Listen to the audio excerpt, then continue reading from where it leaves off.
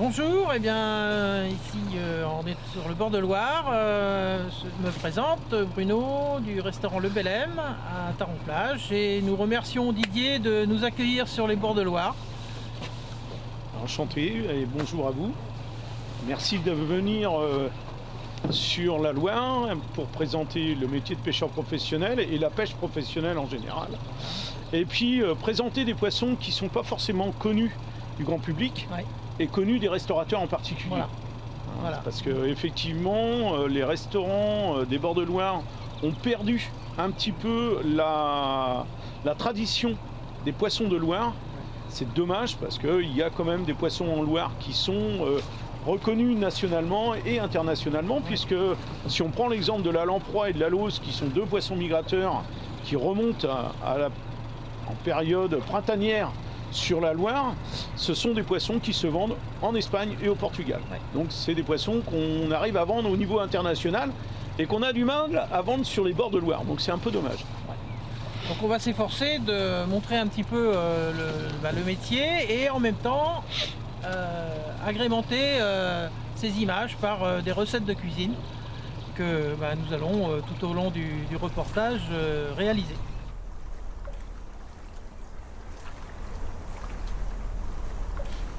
Donc la pêche se pratique sur toute la Loire, depuis l'estuaire jusqu'à en amont d'Orléans. On a des pêcheurs professionnels qui sont dispersés sur toute la zone, et chaque pêcheur professionnel a une zone délimitée sur laquelle il a une licence ou un bail de pêche qui lui permet de travailler. Chaque pêcheur peut utiliser donc un nombre de filets et de nasses qui est réglementairement établi, sur lesquels on n'a pas la possibilité de pêcher plus qu'il ne faut, quoi. On est sur une pêche durable et économiquement durable également. Donc sur la Loire, on pêche en fonction des saisons, les poissons migrateurs en particulier, et les poissons sédentaires. Donc dans les poissons migrateurs, on rencontre en Loire le mulet, la lauze, la lamproie, l'anguille, qui est un poisson migrateur.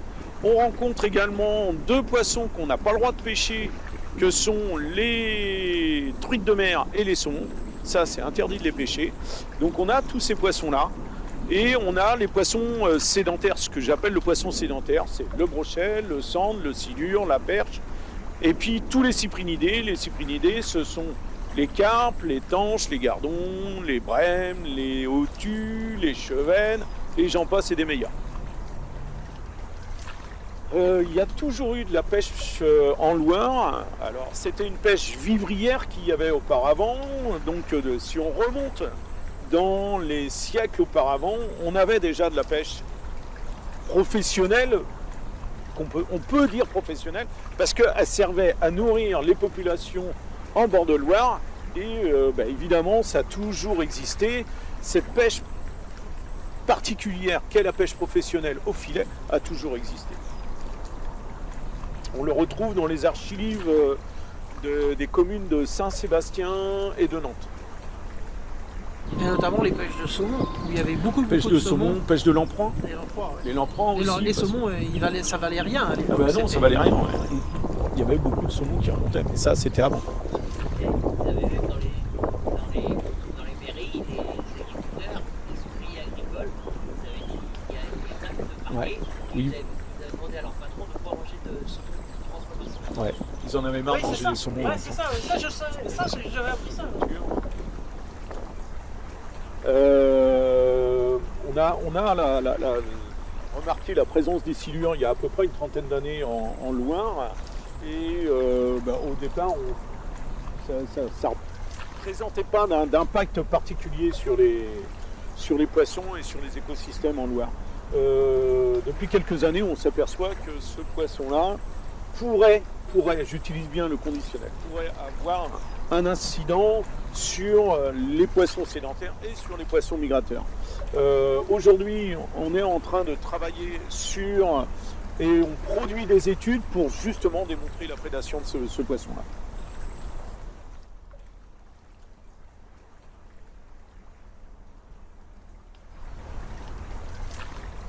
Alors Didier, depuis quand pêche-t-on le silure?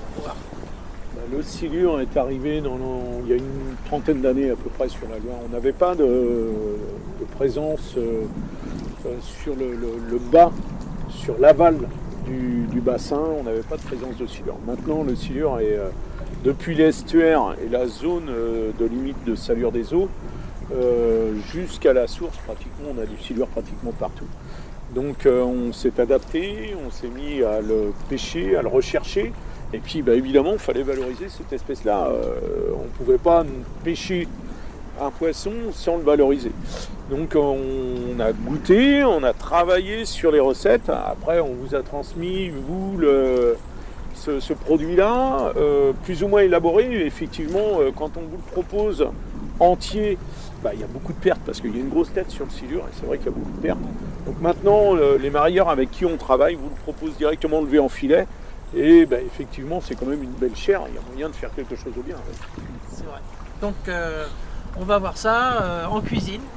On va pouvoir travailler le silure et puis regarder ce qu'on peut faire avec. Il y a moyen de faire des belles choses. Il y en a qui s'en occupent et ils font de très très belles choses.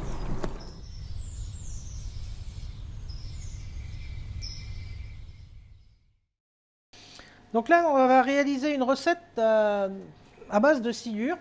Donc là, on a fumé des filets de silure. Donc on les a laissés, on les a salés, levés, salés. On les a laissés 12 heures et je les ai frottés au safran. Hein. Donc voilà, ça, on obtient ça. Je les ai laissés 12 heures salés. Au bout de 12 heures, je les ai donc lavés, dessalés, séchés. Et j'ai rajouté de l'huile de colza aromatisée avec un petit peu de poudre de safran. Hein. Donc j'ai repassé encore une deuxième couche à l'huile sur les filets et je les ai fumés toute une nuit, hein, tranquillement, à peu près 8 à 9 heures de fumaison. Voilà. Donc là, pour ça, on va réaliser donc une petite recette d'un silure fumé et on a récupéré la ventrèche, c'est-à-dire la partie ventrale du silure que l'on a fait mariner avec une sauce teriyaki. Voilà. Hein, on l'a fait mariner toute une nuit et là, Elori va les griller, hein, griller les ventrèches. Voilà. Pendant ce temps-là, nous, on va monter notre assiette. Donc là, on va faire un petit montage avec une pomme de terre que l'on a cuit à l'eau avec du safran, hein, pour rappeler un petit peu notre silure safranée. Donc là, on va tailler cette pomme de terre, on avait fait un cylindre, et on va tailler ce cylindre.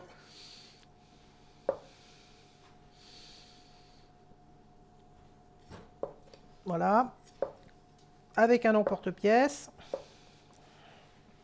De manière à rentrer à l'intérieur. Voilà, comme ça.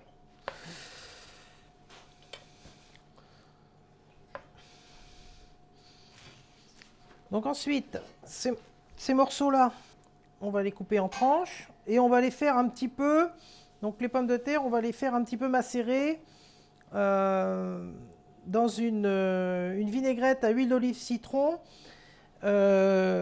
aromatisée au kambawa. Hein, voilà. Donc là, on reprend nos pommes de terre, on les met à mariner dans l'huile d'olive citron.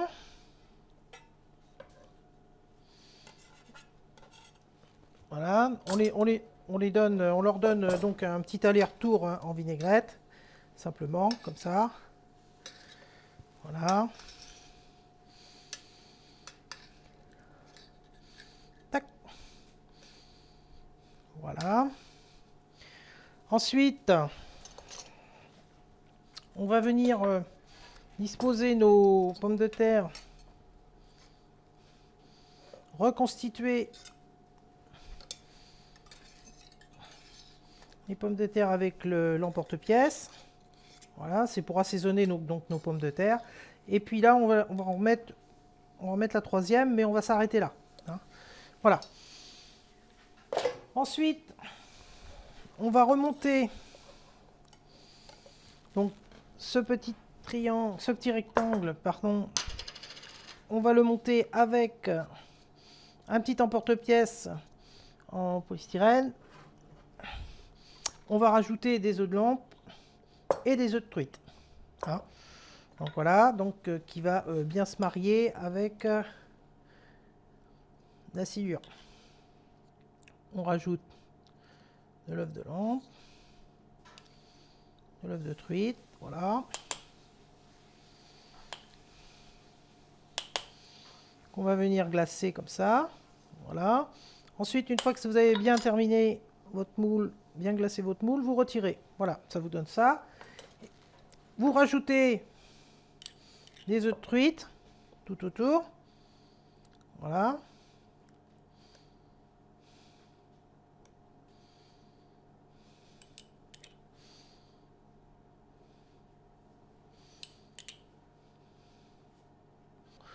Là, donc, je viens lisser avec la spatule. Voilà. Donc ça, on va disposer ça sur l'assiette.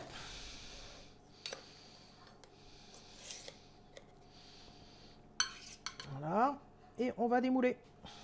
Voilà. Donc, notre petit gâteau de pommes de terre aux truites et aux œufs de lame, légèrement aromatisé avec une petite vinaigrette à l'huile d'olive citron, et on va mettre dessus légèrement un petit peu de kambava, mais léger hein, parce que c'est quand même un agrume assez puissant, donc c'est vraiment comme un assaisonnement, hein, c'est tout. Voilà, donc là on va monter maintenant notre salade, notre petite salade tout autour. Donc là, on va faire un petit arc de cercle avec du mesclun. Hein. Donc vous faites une petite composition de salade. Le mesclun. J'ai pris du mesclun parce que c'est assez fort comme salade. Et ça vient bien relever un petit peu le plat de la sciure. Malgré que la sciure, une sciure fumée, c'est quand même c'est assez puissant. Mais c'est surtout pour la ventrèche.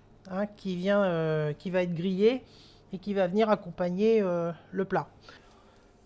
Donc là, Hélory a grillé donc les ventrèches.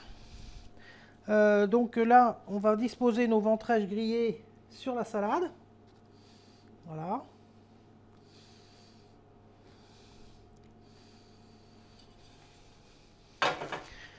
On va rajouter des petits pignons de pain. Donc ça donne aussi un bon petit croquant et puis c'est sympa au niveau du mariage. Du crumble au cumin, léger. Donc là, on vient de remettre les ventrèches dessus. Donc on va rajouter des tomates.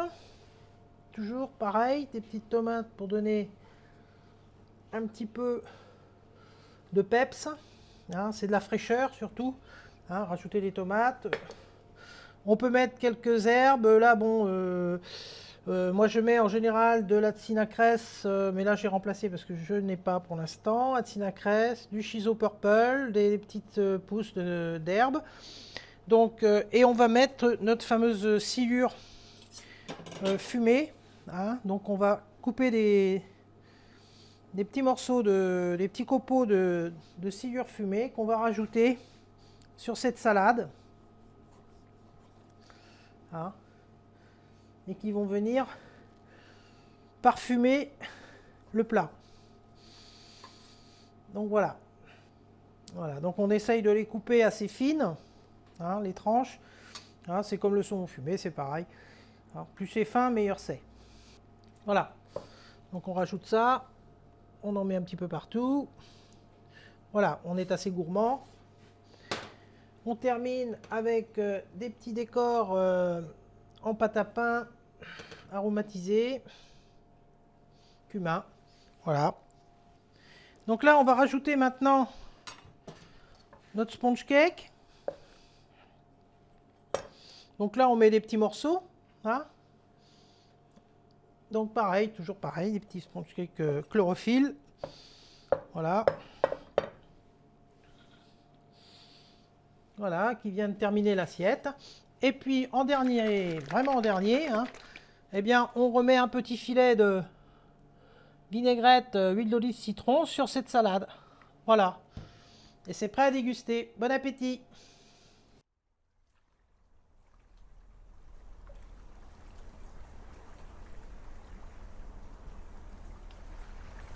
Donc, alors là, l'emploi, maintenant.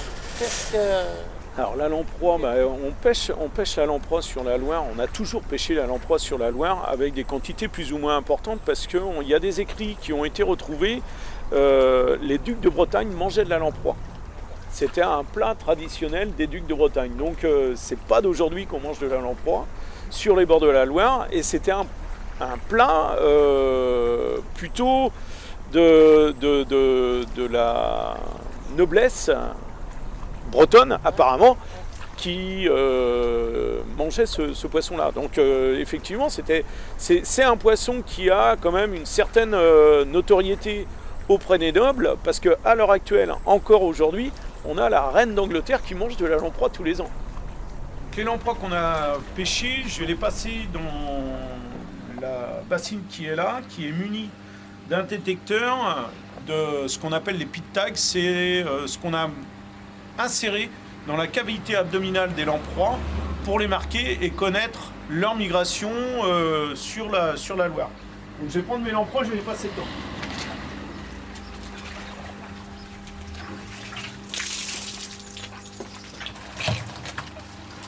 On n'entend pas biper. Normalement, il n'y a pas de lamproie marquée. Non, il n'y a pas de lamproie marquée dans cette poche-là. Ce qui ne m'étonne pas, puisque les lamproies ont été marquées il y a 15 jours. Donc la plupart de celles qui ont été marquées sont sans doute rendues sur des zones qui sont en amont de ma zone de pêche. Donc c'est un peu normal, quoi. Voilà. Je voulais que vous voyez que le pêcheur professionnel, c'est pas qu'un pêcheur professionnel qui fait du prélèvement, c'est aussi mieux connaître les espèces qu'on pêche, connaître leur migration, connaître nos taux d'exploitation par rapport au stock entrant de lamproie en Loire. Ça, c'est hyper important pour bien connaître nos prélèvements et bien mesurer l'impact qu'on peut avoir sur ces poissons-là. On est sur la Loire, donc sur le fleuve, un fleuve avec des courants qui peuvent s'inverser.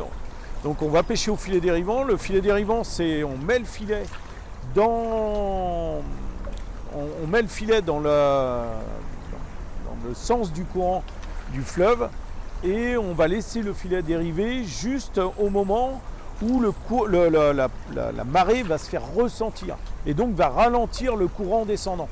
Et à un moment donné, le courant va s'inverser. Comment tu expliques qu'un filet comme ça dérivant ne puisse pas s'accrocher parce qu'on fait quand même, il y a une distance de quoi, d'1 kilomètre, 2 kilomètres de dérive, tant qu'il ne touche pas au fond, on n'a pas de risque d'accrocher. Parce qu'on est dans le chenal et le filet, il ne touche pas au fond. S'il touchait au fond, s'il y a des embâcles au fond, forcément ça va accrocher et ça va couler tout le filet. Et là, ça empêche le filet de travailler en plus. Parce qu'il a à mi-hauteur. Là, ouais, il est entre deux eaux, quoi. Et c'est pour ça qu'il dérive. Et là, c'est destiné, ce filet-là est destiné à pêcher la lamproie et uniquement la lamproie. Normalement, si je ne me trompe pas, on devrait avoir que des lamproies dans le filet quand on va commencer à le relever. Donc on repart en cuisine, on va donc travailler cette fameuse lamproie, hein, qui habituellement est souvent travaillée d'une méthode traditionnelle, marinée au vin rouge, style lamproie à la bordelaise. Et là on a voulu changer un petit peu notre façon de faire et travailler avec une lamproie macéré au Porto et au cognac avec des épices. Hein. Et ensuite, on va l'accompagner avec du foie gras et on va la faire confire. Hein. C'est totalement différent et le résultat, je vous laisse le découvrir. Nous allons retrouver donc là notre lamproie hein, que l'on a pêché en Loire avec Didier. Donc la lamproie, on l'a travaillé, on l'a levé, hein, vous voyez, on lui a enlevé donc le cartilage au milieu, on l'a refermé avec du foie gras. Hein. On a mis du foie gras à l'intérieur que l'on a assaisonné avec un assaisonnement spécial foie gras et aux épices. Nous avons ajouté du Porto, du cognac et on a laissé macérer une nuit. Donc là, nous avions pour réaliser cette ballotine, nous avions 2 morceaux de lamproie, hein, beaucoup plus larges, et nous l'avons roulé avec à l'intérieur le foie gras. Donc en papier film, et on l'a fait cuire à basse température, température 56 degrés. Hein, basse température avec le four en vapeur douce et maintien. D'accord ? Donc on avait réglé notre four à 56. Voilà. On était parti à 34 degrés de température ambiante pour le four. On a démarré ça. On l'a laissé à peu près, pour que ça arrive à 56 degrés à cœur, on a laissé à peu près 1 heure, 1 heure et demie. Ah, voilà. Donc là, donc nous avons coupé cette partie pour obtenir voilà, une tranche avec un foie gras rosé et un poisson complètement confit. Donc là, nous sommes au moment du dressage. Donc nous avons réalisé un riz façon pilaf, hein, donc c'est-à-dire avec les oignons, carottes, oignons, poireaux, céleri, des petits légumes. On a fait suer nos petits légumes avec le riz, avec une petite pointe d'huile d'olive. Ensuite, nous avons mouillé, c'est-à-dire nous avons ajouté du fumet de poisson et nous l'avons laissé cuire tout doucement. Et nous avons rajouté une épice, le chimichurri, qui est une épice composée hein, de poivre du Vietnam, vous avez du sel de l'Himalaya, du paprika et du poivre noir Campo. Voilà. Hein, c'est un mélange d'épices, ça donne un très très bon goût au riz, hein, ça parfume très bien le riz et ça se marie très bien avec la lamproie confite. Donc là, nous allons procéder au dressage. On va commencer par le poireau. Donc on a une petite fondue de poireau. C'est des poireaux qui sont tombés tout simplement émincés et tombés avec un petit peu de beurre, très léger. Hein. Alors sans coloration. Hein. C'est un poireau qui est juste cuit sans coloration. Voilà. Donc là, deuxième cercle, on rajoute notre riz. Alors on met juste une petite surface de riz.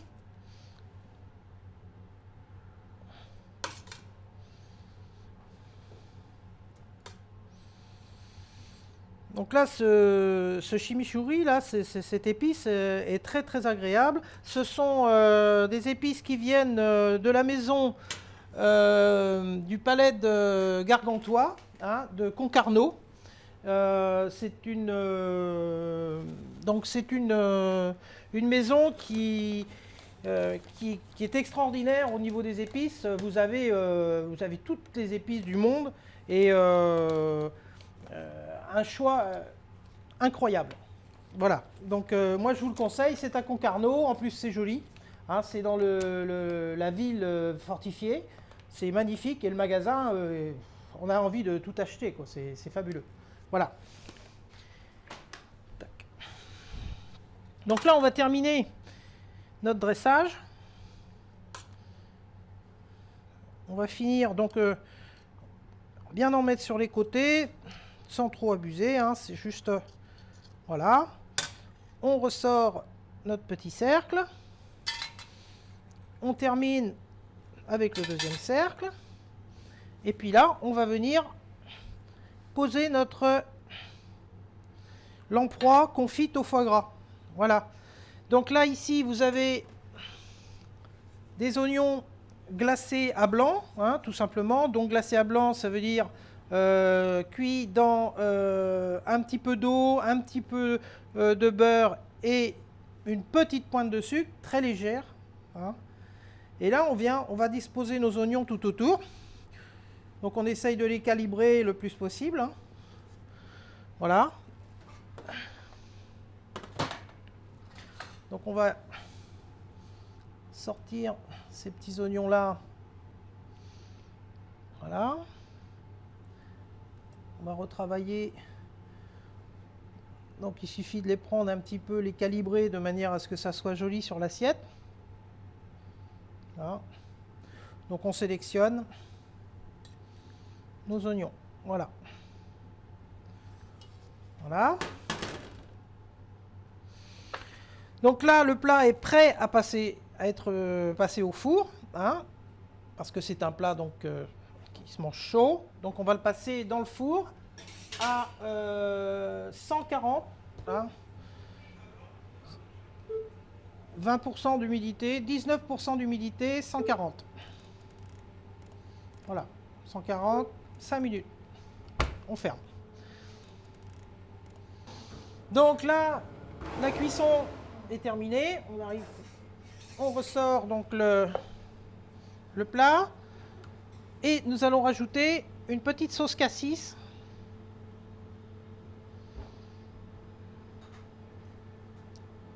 Pour terminer le plat. Donner un peu d'acidité à ce plat. Hein. C'est léger, hein, une acidité légère. Et puis là, on va venir rajouter notre petite tuile aux amandes et au cumin. Voilà. On va rajouter une petite pluche de cerfeuil et puis le plat sera terminé. Donc ça c'est juste pour donner une petite couleur, rappeler un petit peu le vert. Ah. Et voilà. Bon. Voilà. Voilà. Donc là, c'est une lamproie confite au foie gras avec un riz au chimichurri et une petite fondue de poireaux sauce cassis. Voilà. Donc voilà. Alors le mulet, explique-nous un petit peu aussi. Il remonte en Loire le mulet. Alors, le mulet, c'est un poisson migrateur, comme la lamproie, comme la lauze. C'est des poissons qui vont chercher à remonter tout le cours de la Loire. Le mulet, on en rencontre jusqu'à Vichy. Donc, il remonte très haut sur le bassin de la Loire. Et c'est un poisson qui n'est pas tellement connu des Ligériens. Dommage parce que c'est également un très beau poisson et un très bon poisson. Il y a moyen de faire de très belles choses. Et ce poisson-là, on le rencontre à peu près dans les mêmes périodes que la lauze. À partir du mois de février, il commence à remonter en Loire et on le rencontre jusqu'au mois de septembre en Loire. Donc c'est un poisson saisonnier, mais avec une saison beaucoup plus importante que la lauze qui a que 3-4 mois de présence en Loire. Le proposer ouais, plus régulièrement, voilà, c'est ça. Et ce poisson-là remonte donc pour se nourrir en Loire. Et il redescend en mer, lui, pour frayer. La lauze et la lamproie remontent en Loire pour frayer, se reproduire et mourir. Malheureusement pour eux. Donc nous allons réaliser une recette à base de mulet. Et on va le travailler de différentes façons, voire peut-être carpaccio, peut-être grillé. On va voir ça en cuisine.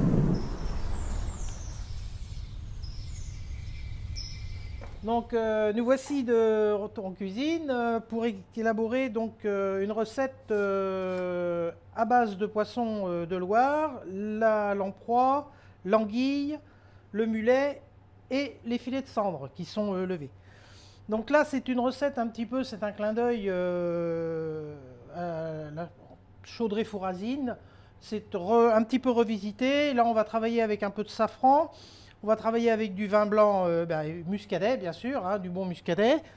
Et puis, donc on va réaliser la première partie de la recette en éminçant les oignons et en faisant infuser notre bouillon.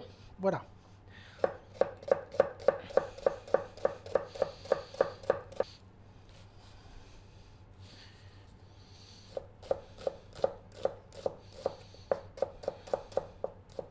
Donc alors voilà, on arrive à notre dernier oignon. Donc on va émincer les restes d'oignons.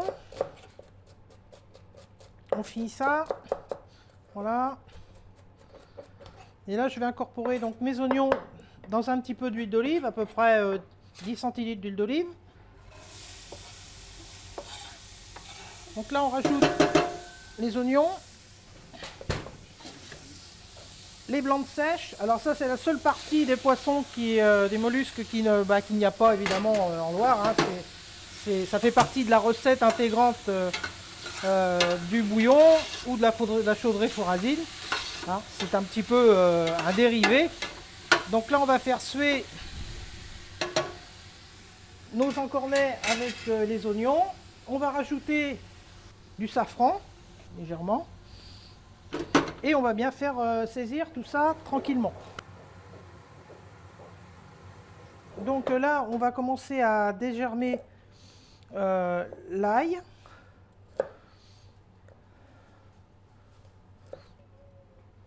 Donc là, on dégerme l'ail.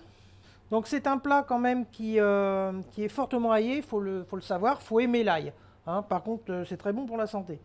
Et puis ça permet de travailler tous les poissons de Loire, hein, sans exception.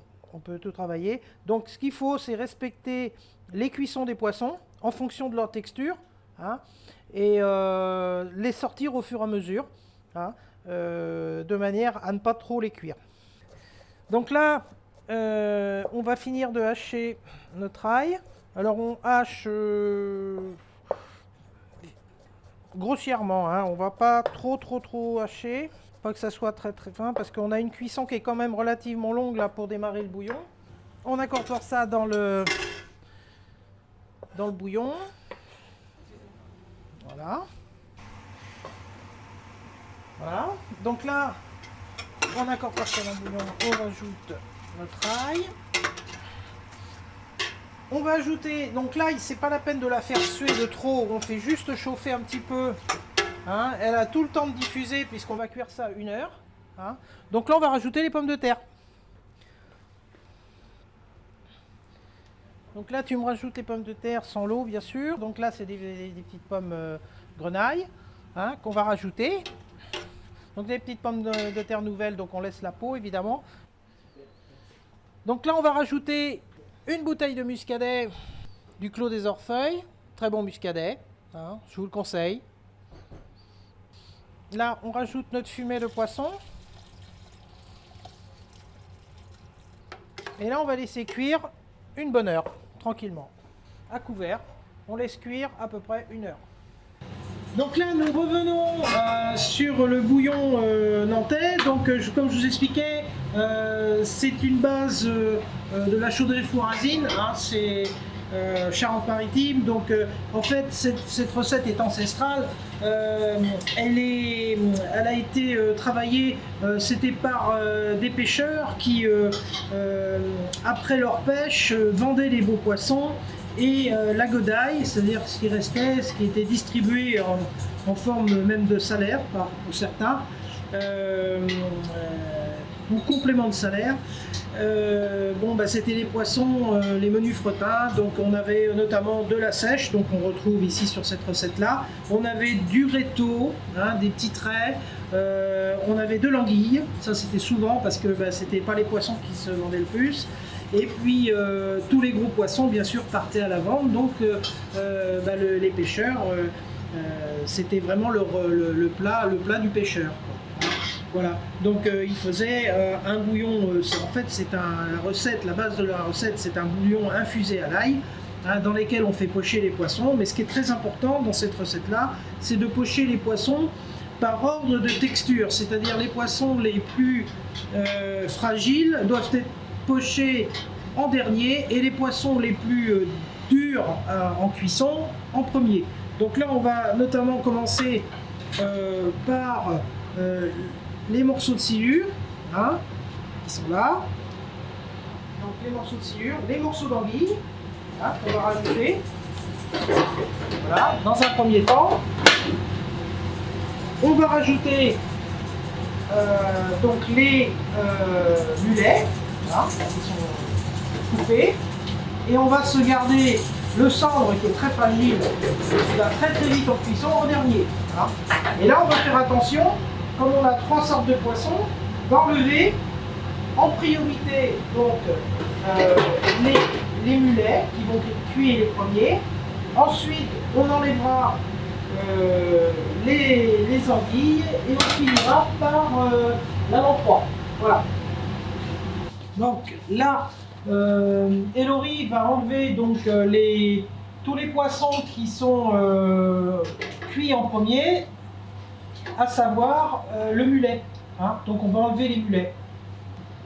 Donc là, on va enlever les mulets. C'est bon.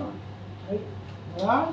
Et on va rajouter donc les cendres qui sont vraiment des poissons qui sont très fragiles. Hein. Donc là, on va laisser quelques minutes, hein, à pocher, on remet un couvercle et puis on va laisser pocher quelques minutes. Donc là, on va terminer la recette du bouillon. Hein.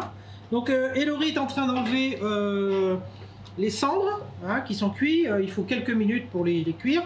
Donc là, on va rajouter donc notre persil haché, hein, et on va rajouter notre beurre en dernier dans le bouillon. On va laisser un petit peu infuser tout ça et on va disposer dans les assiettes les pommes de terre, les poissons, les différents poissons dans des assiettes creuses, hein, que l'on va présenter et on va pouvoir après faire réchauffer et en dernier rajouter une petite partie du bouillon. Hein. On fait réchauffer avec un peu de bouillon et en dernier on rajoute le bouillon chaud. Voilà. Donc là on a notre bouillon qui est prêt. On a retiré donc les différents poissons, hein, en fonction des cuissons. On rajoute notre persil haché. Voilà. On rajoute donc du beurre. Alors minimum 180 à 200 grammes de beurre, hein, pour un bouillon, pour à peu près 4 litres de bouillon. Hein, voilà. Donc là on va laisser infuser tout ça. Et pendant ce temps-là, on va dresser nos assiettes. Hein. Donc là, maintenant que nos poissons sont cuits, enfin pré-cuits, hein, parce qu'on va les terminer au four, donc il reste encore une petite cuisson à faire, mais légère. Hein. Donc on peut disposer nos différents poissons dans l'assiette. On va rajouter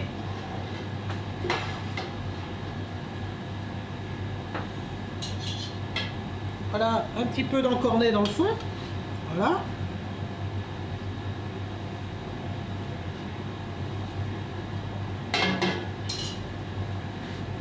Voilà. On rajoute les encornets. On rajoute donc nos pommes de terre qui ont été cuits dans le bouillon. Hein. Voilà. Trois petites tomates cerises. Donner un petit peu de couleur. Voilà. On a terminé donc notre mise en place d'assiette. On le passe au four 145 minutes en vapeur, légèrement, enfin chaleur vapeur. Donc là on sort le plat qui a été chauffé, préalablement chauffé, et là on va venir rajouter notre bouillon. Voilà. Donc là on va venir composer, on reprend et on va rajouter notre bouillon avec le persil.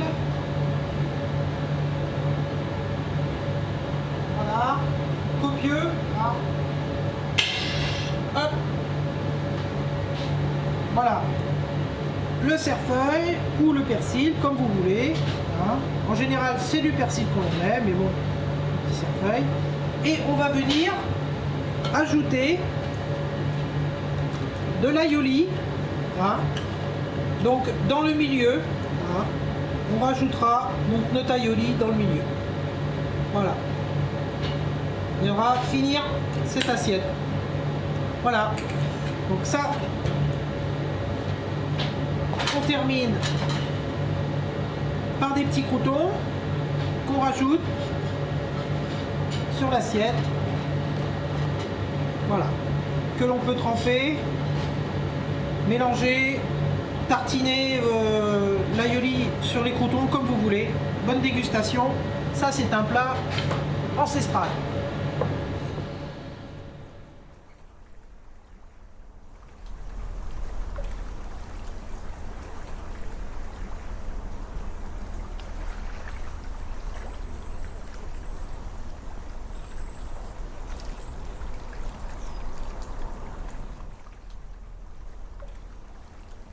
Donc là, Bruno, sur le marais de Mazerolles, tu vois comment on travaille pour pêcher l'anguille.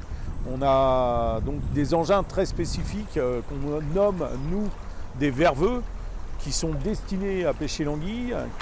C'est vraiment l'espèce ciblée. Et malheureusement, on ne pêche pas que cette espèce-là. On pêche de l'écrevisse, du poisson-chat, qui sont deux espèces invasives qu'on se doit de détruire pour le bien-être de l'écosystème. Mais bon, vu les quantités, il faut savoir qu'en écrevisse dans le marais de Mazerolles, on est peut-être à 1 tonne ou 2 tonnes à l'hectare. Voilà. Donc c'est quelque chose de... Ouais. Et puis très très compliqué à pêcher parce qu'on ne peut pas la pêcher toute l'année. Elle est présente, enfin capturable, surtout au printemps là. Et puis après, au mois de juillet, on ne la voit plus, on n'en voit quasiment plus, elle s'enterre. Et c'est terminé, elle n'est plus capturable, on ne peut plus la pêcher. On en voit quelques spécimens, mais beaucoup moins que ce qu'on voit là aujourd'hui, quoi. Et donc le poisson-chat, qui est également une espèce invasive, celui-là, on ne sait pas quoi en faire, donc on le détruit et puis c'est tout, quoi. Les écrevisses, on arrive à les valoriser au travers la bisque qu'on arrive à faire dans un laboratoire spécialisé pour faire de la conserve, et donc ça file vers le lion d'Angers et les écrevisses sont congelées avant d'être envoyées vers le laboratoire parce qu'on n'a pas le droit de transporter cette écrevisse-là vivante. Donc elles sont sorties de l'eau, congelées, puis après elles sont expédiées au laboratoire. Donc on va donc réaliser une recette avec les anguilles. Je pense qu'on va travailler l'anguille, une partie de l'anguille caramélisée qu'on va faire pocher dans un premier temps et qu'on va faire légèrement colorer avec une sauce soja. Ensuite on va travailler l'anguille d'une henriette avec, alors là on va la fumer avant. Et on va la travailler en rillette avec une petite échalote, une petite composée d'échalote et un beurre composé. Donc on va voir ça en cuisine. Et en troisième temps, on va faire un petit biscuit d'anguille avec du cendre aux petits légumes. Hein. Et tout ça présenté sur assiette, vous allez voir. Voilà, donc là nous sommes sur une recette d'anguille. Donc ce sont donc des anguilles que l'on a ouvert en portefeuille, hein, donc un petit peu comme la lamproie, on a enlevé le cartilage à l'intérieur et on les a piquées avec des brochettes et nous les avons fait cuire pendant 1h30 en vapeur. Hein, donc on obtient donc des petites brochettes d'anguilles qui sont confites. Hein, on les assaisonne et on les fait en vapeur à peu près. Entre 1h et 1h30, voire maximum 1h30. Voilà. Donc là, on va caraméliser maintenant ces anguilles. Donc là, pour ceci, on va ajouter la sauce soja sur les tronçons d'anguilles. Alors généreux, faut être généreux. Parce que donc, au fur et à mesure que cela va caraméliser, la soja va un petit peu se détendre et puis sortir petit peu de l'anguille. Hein. Donc il va falloir après renourrir l'anguille caramélisée. Voilà, donc on va la passer à la salamandre. Donc là, pendant que les anguilles sont caramélisées, donc on va dresser notre assiette. Alors pour ceci, nous avons fait une petite terrine avec les morceaux d'anguilles qui nous restaient. Hein, parce que quand on les coupe, on a forcément un petit peu de chute. Donc on a travaillé avec la chair d'anguille plus un peu de chair de silure. Hein, le bas de la queue qui est très gélatineux. Pour réaliser des mousses de poisson qui ont une consistance quand même assez intéressante. Surtout à la découpe, hein, à froid. Donc voilà, donc là on va couper ces petits morceaux. On va les disposer sur l'assiette. Donc c'est une petite mousse de poisson donc à base d'anguille et de silure. Avec comme composition, on a carottes, oignons, poireaux, céleri. Hein, voilà. Donc voilà. Ensuite, nous avons réalisé avec une chlorophylle. Alors une chlorophylle, on appelle ça le sponge cake. Une chlorophylle à base d'épinards, de persil et d'estragon, mais avec une consonance pour l'estragon beaucoup plus importante. Hein. Donc là, vous avez un goût plus prononcé pour l'estragon. Hein. Donc là, on va couper ça en petits cubes. Donc on va disposer ça sur les assiettes, sur l'assiette. Voilà. Donc ça donne un petit goût sympa à notre plat. Hein. Ça relève un petit peu le plat. Et donc là, nous allons terminer avec des petites tomates confites à l'estragon. Donc là, c'est des tomates qui sont confites pendant 2 heures, 2 heures et demie, hein, à une température de 80 degrés en chaleur sèche. Hein. Voilà, donc là, ça donne une fraîcheur au plat. Hein. Et puis, parallèlement à ça, nous avons aussi réalisé une petite aioli safranée. Hein, donc l'aioli classique, safrané, hein, pilé, petite purée de pommes de terre, un jaune d'œuf, 2 têtes d'ail hachées, pilées, donc montées légèrement à huile d'olive. Donc là, on prend 1/4 d'huile d'olive pour 3/4 d'huile de colza ou d'huile de tournesol, comme vous voulez, parce que moi je préfère quand même couper un peu l'huile d'olive, parce que sinon c'est trop amer. Hein. Donc on rajoute 1/4 pour 3/4. Voilà, donc assaisonné et légèrement safrané, donc ça donne ça.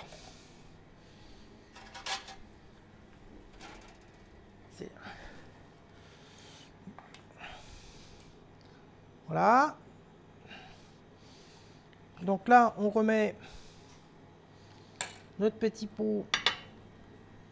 On ajoute des petits croûtons pour tartiner avec notre aioli. Hein, voilà. Et on va terminer par les anguilles grillées qui sont en train de se caraméliser là.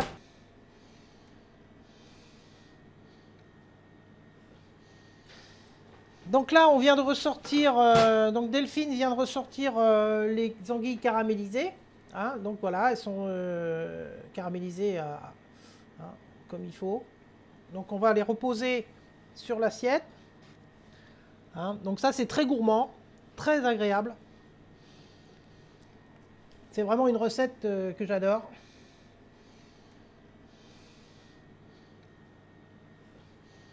Voilà. Et là, on vient finir avec une petite julienne de poireaux.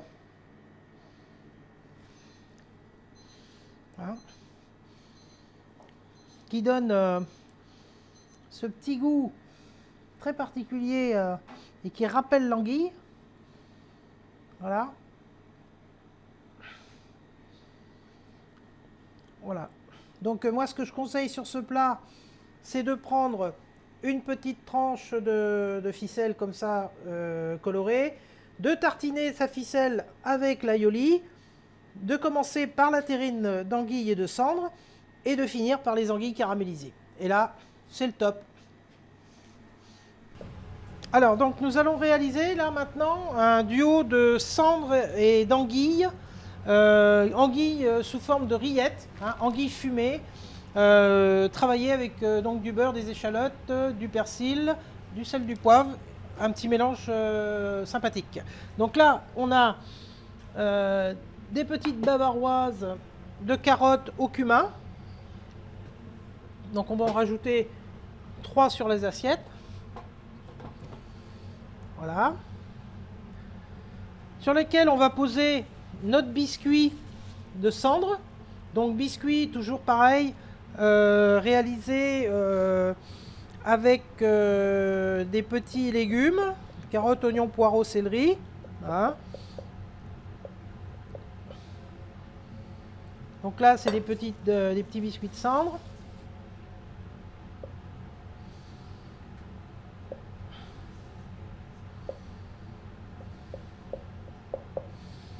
Voilà.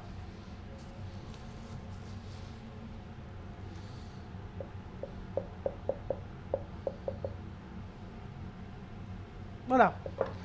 Donc là, sur nos biscuits de cendre, nous allons poser une petite rosace de rillettes d'anguille.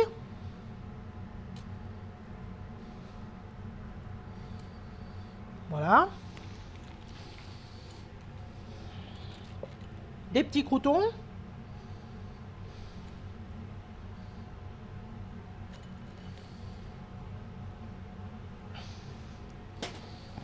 Et ensuite, on va agrémenter avec toujours notre petite tomate pour donner petite fraîcheur. Tomate confite à l'estragon. Voilà.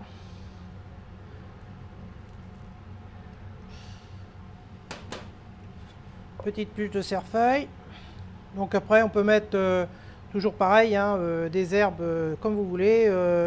Herbes citronnées aussi, c'est très sympa, hein, la tsinacresse, comme je vous ai dit là, sur la recette précédente. Donc là en l'occurrence j'ai mis du cerfeuil pour faire un petit peu de vert. Donc ici on a pratiquement terminé. Donc on rajoute un petit peu de poivron goutte qu'on a légèrement égoutté. Ça donne un petit peps. C'est assez sympa aussi. Hein, voilà. On rajoute ça un petit peu dans l'assiette. Ça donne de la couleur. C'est axé rouge. C'est joli. Un petit peu de vert pour trancher.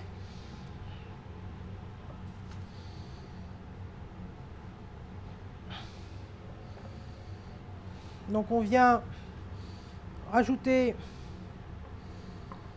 quelques cubes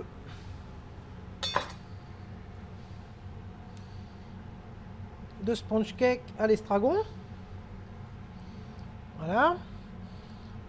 Donc ça, pareil, donne une petite texture différente. Et puis là, nous allons rajouter en dernier, mais alors ça c'est juste avant d'envoyer, de l'espuma Campari pamplemousse rose. Hein. Donc là c'est un espuma, donc c'est un jus de Campari avec pamplemousse légèrement collé à la gélatine, qu'on a gazé, hein, et qu'on a mis au frais. Voilà. Donc là, on va rajouter, donc on fait un test sur la planche et on rajoute donc notre petit espuma.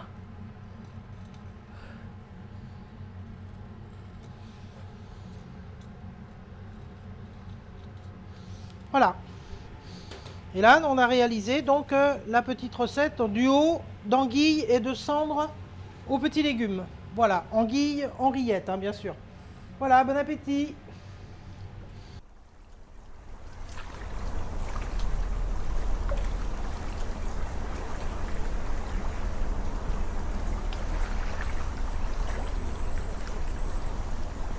Donc la pêche professionnelle ligérienne Auparavant, au siècle dernier, on va dire, pour être un petit peu plus vaste, était bien représentée. Maintenant, la pêche professionnelle s'est adaptée à la population de poissons qu'on rencontre. Donc on n'avait pas le silure, maintenant on travaille le silure. On avait beaucoup, la pêche était axée énormément sur la pêche de l'anguille. Auparavant, c'était le poisson qui faisait vivre le plus les pêcheurs ligériens. Il y avait également une espèce emblématique qui était représentée dans la production de la pêche professionnelle, c'était le saumon. Maintenant, le saumon a quasiment disparu de la Loire, il y en a beaucoup moins qu'il y en a eu.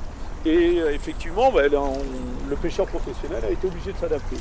Donc, chaque pêcheur professionnel a établi une orientation de son entreprise. Et en fonction, c'est orienté soit vers la valorisation directe, soit une commercialisation vers des mareyeurs en fonction des produits qu'ils travaillent. Oui, alors la conclusion de ce film, c'est que nous avons la possibilité, avec toutes les différentes sortes de poissons qu'on peut pêcher en Loire, de réaliser des recettes très intéressantes et de faire découvrir aux gens que les poissons de Loire sont très intéressants à travailler et nous laissent de bonnes perspectives culinaires. C'est pour ça que je pense qu'il faut valoriser ces poissons de Loire et puis valoriser surtout les gens qui les pêchent, les pêcheurs professionnels, parce qu'ils ont du mérite et c'est important. C'est important de montrer aux gens ce métier et qui, je pense, n'est pas assez valorisé à mes yeux et il faudrait que ça change. Donc ce reportage que l'on a voulu faire, je le dédie à Didier parce que je pense qu'il le mérite amplement et j'espère que ça va vous plaire. Voilà. Donc moi je suis satisfait du travail qu'on effectue sur la communication, la valorisation des poissons de la Loire, parce que c'est vrai que des poissons comme la lamproie par exemple, qui étaient consommés auparavant, et quand je dis auparavant, dans les siècles passés par les ducs de Bretagne, et qui aujourd'hui n'est quasiment plus consommé sur les bords de Loire, c'est quand même dommage d'avoir une ressource particulière, spécifique à la Loire, et qu'on ne soit pas capable de la valoriser sur les bords de la Loire. C'est quand même particulièrement dommage. Et je pense qu'on a perdu cette tradition culinaire parce que justement, il n'y avait pas suffisamment de chefs qui s'intéressaient à ces poissons-là. Donc si on peut remettre au goût du jour ces poissons locaux, ces poissons au patrimoine, qui sont notre patrimoine et qui figurent dans la biodiversité de l'écosystème de la Loire, ce serait que bien, et d'autant plus à l'heure actuelle, avec le problème qu'on rencontre avec le silure, qui est quand même un prédateur qui a un impact conséquent sur les poissons migrateurs. Ça sera un bien aussi de faire prendre conscience aux gens qu'en consommant du silure, ils protègent également des poissons emblématiques comme la lauze, le saumon, la lamproie, et qui protègent un petit peu la biodiversité.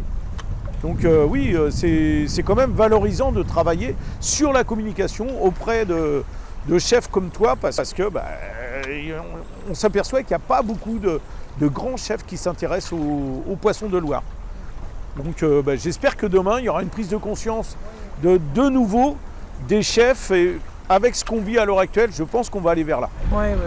Ce qu'il y a, c'est qu'il va falloir faire communiquer, et puis faire goûter surtout. C'est ça. Le but de ce film, c'est de montrer un petit peu toutes les valeurs aussi gastronomiques que cela peut engendrer à travers les différentes façons de préparer, les modes de cuisson, les préparations que l'on peut faire.